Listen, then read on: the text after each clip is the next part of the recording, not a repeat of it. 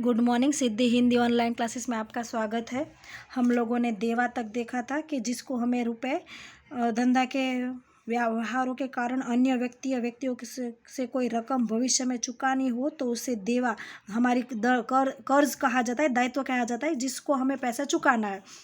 अदत्त वेतन, अदत्त का मतलब होता है बाकी है, चुकाना बाकी। अदत्त का मतलब है चुकाना शेष। तो वेतन चुकाना बाकी है, किसी को मजदूरी चुकाना बाकी है, कोई खर्च चुकाना बाकी है, तो वो हमारा देवा है, दायित्व है। पेशगी आवक पेशगी का मतलब क्या है? एडवांस। एडवांस ने किसी ने हमें कुछ पैसा दिया है तो वो भी हमारा देवा हो, क्योंकि कुछ समय के बाद वो पैसे क्या हो जाएंगे?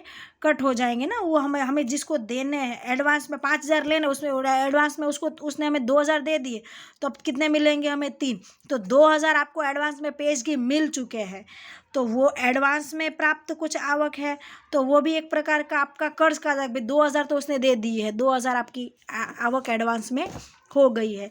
तो पिछले साल की है वो एडवांस में इस साल आ जाती तो भी अभी के लिए तो दायित्व हुआ ना, क्योंकि पिछले साल की, सॉरी, आगे आने वाले साल की किसी ने आपको 5,000 रुपये, अभी देखो उदाहरण देती हूँ, अभी कौन सा महीना चल रहा है? जनवरी। तो जनवरी के अंदर फरवरी का कोई फीस, फरवरी का पैसा दे दे आपको, तो फरवरी में वो है नहीं है, अभी तो आपके ऊपर कर्ज हो गया ना कि फरवरी जब महीना आएगा वो पूरा हो जाएगा तो इसके पैसे वसूल होंगे। अभी तो जनवरी चल रहा है, फरवरी में शायद वो हो, उसको वेतन चुकाना हो, भाड़ा चुकाना ना हो, शायद वो मेंबर ना रहे, उसको पैसे मुझे वापस लौटाने पड़े, तो जो एडवांस आता है ना वो अभी हमारे लिए क्या कहलाता है? कर्ज। कई बार हम घर भाड़े देते, डिपॉजिट लेते, डिपॉजिट भी जब वो व्यक्ति घर खाली करता है उसको देनी पड़ती है, तो डिपॉजिट भी हमने एडवांस में लिए तो वो भी हमारा क्या प्रकार का कर्ज है। तो पेज एडवांस कुछ मिला है वो भी कर्ज है, और चुकाना बाकी है उसे भी हम क्या कहते हैं? कर्ज। अब लागत, लागत किसे कहते हैं? तो ये 5वीं 6ठी में जब गणित में लेसन आता था तो उसके अंदर लागत शब्द लाकी, वो लागत कीमत शब्द हम यूज़ करते थे। कोई भी वस्तु तैयार करने अथवा उसकी सेवा प्रदान करने के लिए जिन खर्चों का समावेश किया जाता है उन खर्चों का योग लागत कहलाता है। अब कोई वस्तु आप खरीद के लाए, जैसे कि आपने 5 किलो घी के 10 डब्बे मंगवाए हैं, तो वो डब्बे लारी में आए हैं, तो एक डब्बा 5,000 का है, लारी का खर्च एक डब्बे के ऊपर उसने 10 रुपये मांगा है, तो डब्बा आपको 510 में पड़ा, 5,010 रुपये में पड़ा। तो वो 5,010, तो 10 रुपये उसके अंदर आपने ऐड किए, तो मूल कीमत प्लस अन्य खर्च उसे कहते हैं लागत कीमत। तो जब कोई माल या सेवा प्राप्त करने के लिए, उसको तैयार करने के लिए उसमें जो खर्च करना पड़ता है वो खर्च जोड़कर जो कीमत बनती है उसे कहते हैं लागत कीमत। लागत में सामान्य रूप से माल सामान की खरीदी, मजदूरी और आवक माल, गाड़ी भाड़ा है, ऑक्ट्रो या नूर है, जकात है, डैमरेज है, कस्टम ड्यूटी, ये सब ऐड करते हैं।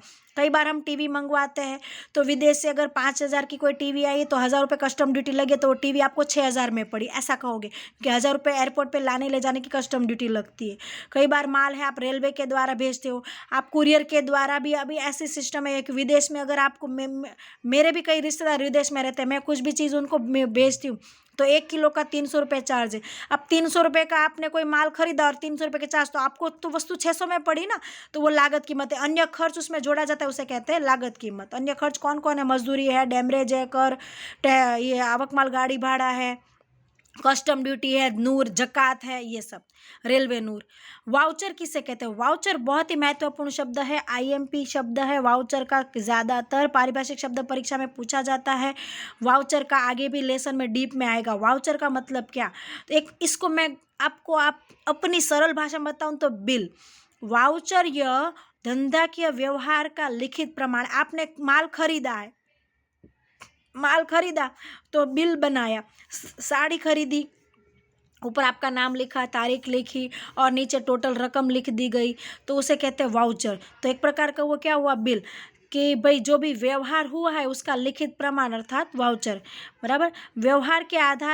वाउचर के आधार पर व्यवहार का प्रकार निश्चित होता है। आप कैसे रोकड़ कैश चुका दिए तो रोकड़ का बिल बनता है, आपने उधार पैसे रखे तो शाख का बिल बनता है, आपने माल खरीदा है तो खरीदी का बिल बनता है, आपने माल बेचा है तो बिक्री का बिल बनता है।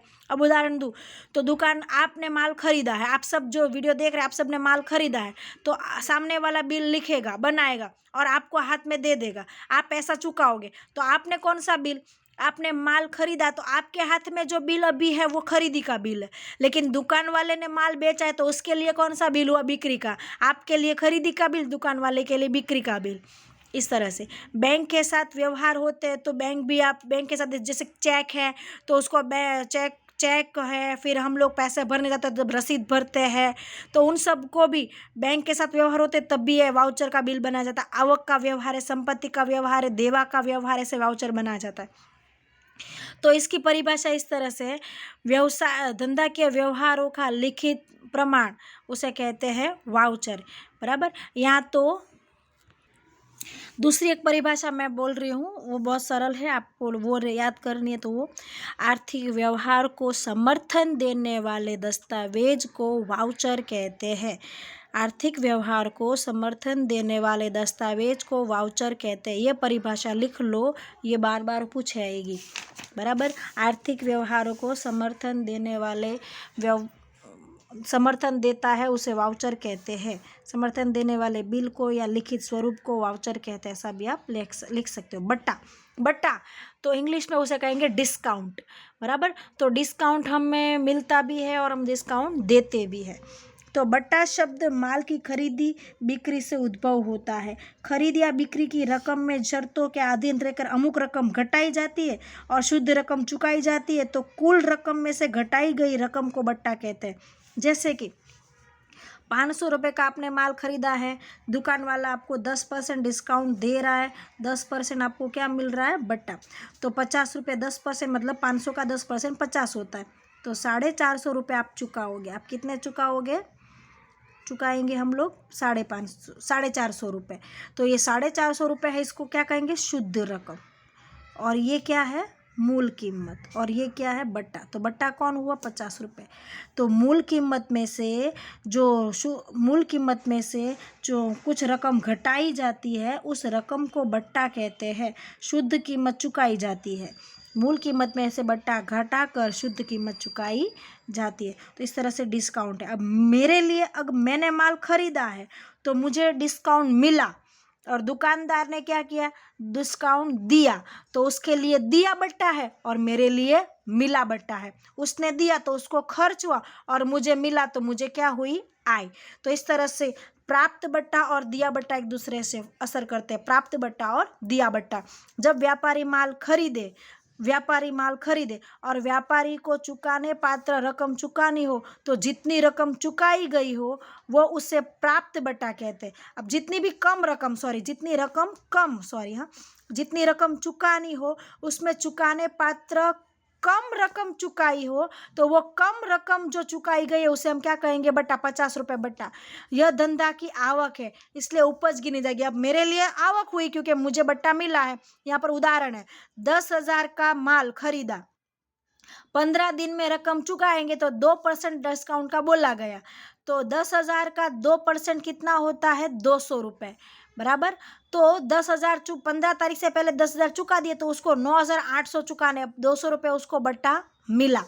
अब दिया बट्टा, व्यापारी द्वारा जब माल बेचा जाए, यहाँ पर क्या है, खरीदे। मैं अगर माल खरीद रही हूँ तो मुझे बट्टा मिल रहा है, और मैं माल बेच रही हूँ तो मैं बट्टा किसी को दूंगी, मैं डिस्काउंट दूंगी तो मेरे लिए क्या है, खर्च है, क्योंकि मैं कम कीमत में दे रही हूँ। व्यापारी को प्राप्ति पात्र रकम कम मिलने वाली हो, तो जितनी रकम कम मिलने वाली हो उसे बट्टा कहते हैं। यह धंधा का खर्च है। उदाहरण, कल्पना बेन 15,000 का माल बेचा हो, 10 दिन में अगर रकम चुकाए तो 2% बट्टा दिया जाएगा। अब वो 10 दिन में माल चुका रही है, पैसा वो हमको चुका रही है, तो 15,000 का 2% होता है 300 रुपये, 150 300 रुपये। 1% होता है 150 रुपये।